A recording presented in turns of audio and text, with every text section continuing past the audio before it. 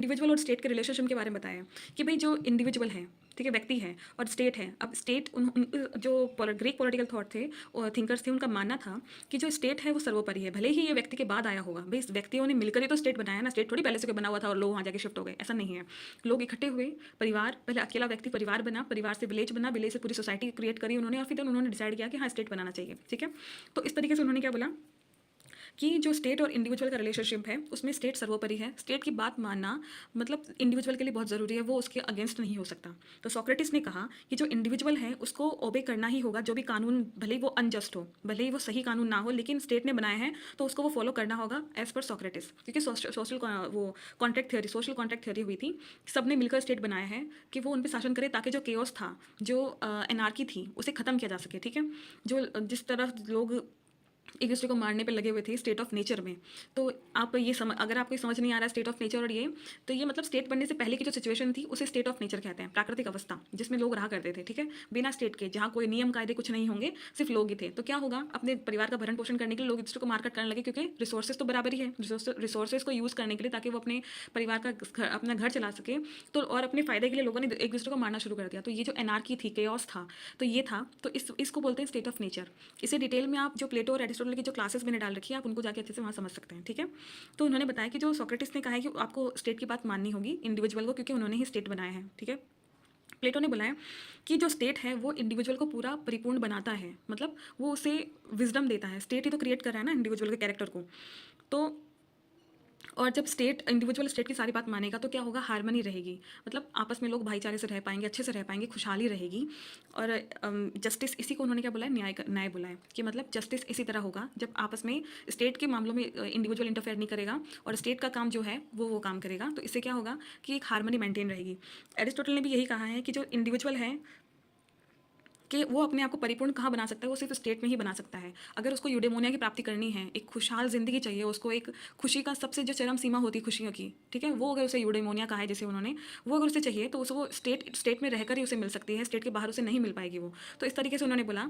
जो थिंकर्स थे Greek political thinkers जो थे, वो इसे कहते हैं कि जो इंडिविजुअल और स्टेट है उसमें स्टेट सर्वोपरि है, स्टेट सबसे ज़्यादा ज़रूरी है, स्टेट की बात मानना आपको ज़रूरी है, भले ही वो नियम कुछ भी हो, आपको पसंद आए चाहे ना आए, चाहे वो जस्ट हो या अनजस्ट हो, स्टेट के पास, स्टेट में रहकर ही आप यूडेमोनिया प्राप्त कर सकते हैं, आप परिपूर्ण हो सकते हैं, आप में विजडम आ सकता है, आप एक कंप्लीट इंसान बन सकते हैं, ठीक है। और स्टेट और इंडिविजुअल में स्टेट सर्वोपरि है। फिर उन्होंने बताया कि लॉ एज रीज़न बताया। उन्होंने क्या बोला कि जो भी लॉज बनेंगे भी, उनका माना था कानून क्या होंगे, आज के कानून के बेसिस पे आप उन कानून को जज ना करें, बिल्कुल भी आज के बेसिस पे ना सोचें। आप अपने आप को, अगर आप ये थिंकर्स पढ़ते हैं तो अपने आप को, जिस भी थिंकर को आप पढ़ रहे हैं, अपने आप को उनकी परिस्थिति में, उस सिचुएशन में, उस सोसाइटी में अपने आप को इमेजिन करिए और उसके बेसिस पे आप देखिए कि उसने जो भी बोला है वो कैसे बोला है।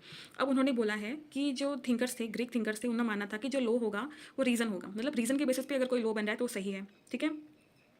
रैशनल होना चाहिए लो क्या होना चाहिए, रैशनल होना चाहिए, यूनिवर्सल होना चाहिए, ऑब्जेक्टिव होना चाहिए, मतलब कि impersonal rules, impersonality of low. उनका मानना था कि जो लो होगा वो किसी भी पर्सनल इमोशंस के बेसिस पे नहीं होगा, ठीक है, वो इम्पर्सनल होगा। मतलब कि किसी भी, जैसे मान लो कि किसी राजा ने रूल्स बनाए, कोई भी कानून बनाए, तो वो अपने इमोशन से, अपने फायदे के लिए, अपने अकॉर्डिंग उसने रूल्स, नहीं ऐसा नहीं चलेगा, स्टेट उसके बेसिस पे रूल्स नहीं बनेंगे, वो रीज़न के थ्रू बनेंगे, मतलब तर्क के आधार पर रूल्स बनेंगे, ठीक है। जैसे फिलोसफर किंग है, वो पूरा वर्च्यू उसमें आ जाएगा, विजडम आ जाएगा, जब वो पूरी एजुकेशन अपनी ले लेगा तो उसमें विजडम आ जाएगा, उसमें रीजन करने की क्षमता आ जाएगी, और फिर उस बेसिस पे वो क्या करेगा, रूल बना पाएगा। तो उसमें रीजन के बेसिस पे उसने रूल्स बनाए ना, तो वो बना सकता है। लेकिन जो लोग हैं वो इग्नोरेंट से वो रूल नहीं बना सकते। तो उसके लिए आप में क्या होना चाहिए, लॉज बनाने के लिए आप में रीजन करने की कैपेबिलिटी होनी चाहिए, उसी के बेसिस पे आप लॉज बना पाएंगे। तो जो उन्होंने बताया था कि रीजन, जो मतलब जो ट्रुथ है, जो इटर्नल ट्रुथ है, जो सत्य है, वो जानने के लिए आपको एजुकेशन चाहिएगा, वो आप विजडम उसमें होना चाहिए, उसके बेसिस पे ही आप कानून बनाएंगे, और वो पालन करना लोगों का धर्म है, वो लोगों को पालन करना ही होगा उनका, ठीक है।